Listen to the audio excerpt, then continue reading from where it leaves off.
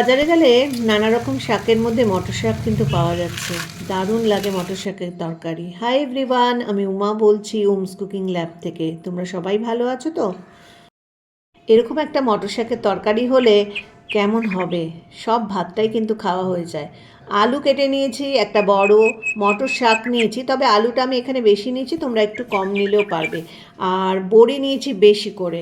আর ছোট বেগুন একটু লম্বা লম্বা করে কেটে নিয়েছি। আর মটর শাকটা না একদম কুচিয়ে না কেটে একটু বড় বড় করে কাটবে, তাহলে খেতে ভালো লাগবে। ডাঁটাগুলো বেশ আর মটর শাক কাটার সময় ঠিক আগার থেকে ডাঁটা সমেত কাটবে, আর সেগুলোকে এরকম ছোট ছোট পিস করে নেবে। একদম কুচিয়ে যেরকম শাক কাটে না সেরকম কাটতে হবে না।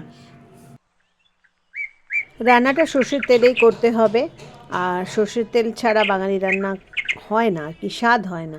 বড়িগুলো ভালো করে ভেজে নিলাম। এখানে আমি অনেকটা বড়ি ভেজেছি, কারণ মটর শাকের মধ্যে না বড়িটা খুব ভালো লাগে।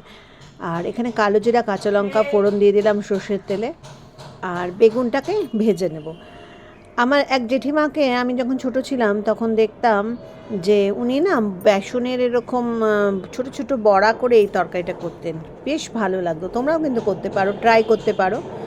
দেখো কত রকম আওয়াজ হচ্ছে, আওয়াজগুলো শোনো বাইরে।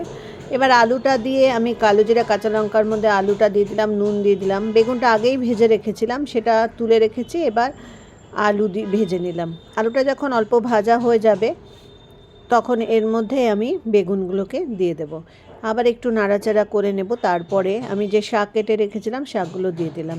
এবার নুন হলুদ একটু শুকনো লঙ্কা গুঁড়ো দিয়েছি, তোমরা চাইলে দিতে পারো, নাও দিতে পারো। এবার ঢাকা দিয়ে দিয়ে এটা রান্না করতে হবে। পুরো তরকারিটা যখন মজে যাবে ভালো করে, এবার দেখো এরকম মাখো মাখো হয়ে যাবে। আলুগুলো যেন গলে না যায়। আর বড়িগুলো এবার ভেঙে ভেঙে দিতে হবে। তোমরা বড়িটা ভেজে না একটু জলে ভিজিয়ে রাখো। আজকাল বড়িগুলো দোকানের কেমন শক্ত শক্ত, একটু জলে যদি ভিজিয়ে রাখো তাহলে সফট হয়ে যাবে। তারপরে তরকারির মধ্যে মিশিয়ে, আর এর মধ্যে লাস্টে আমি দেব সর্ষে বাটা 1 চামচ বেটে রেখেছিলাম। গুঁড়ো সর্ষে দিয়েছি এখানে, 1 চামচ ভিজিয়ে রেখেছিলাম, সেটা দিয়ে এবার ভালো করে নাড়াচাড়া করলাম। লাস্টে কিন্তু একটু চিনি দিতে ভুলবে না, বাঙালি রান্নাতে না একটু চিনি না দিলে টেস্টটা হয়ই না। আর দিয়ে একটু নাড়াচাড়া করে নিলাম, ব্যাস রেডি। গরম ভাতে পরিবেশন করলে আহা কি দারুণ টেস্ট, তোমাদের কি বলবো।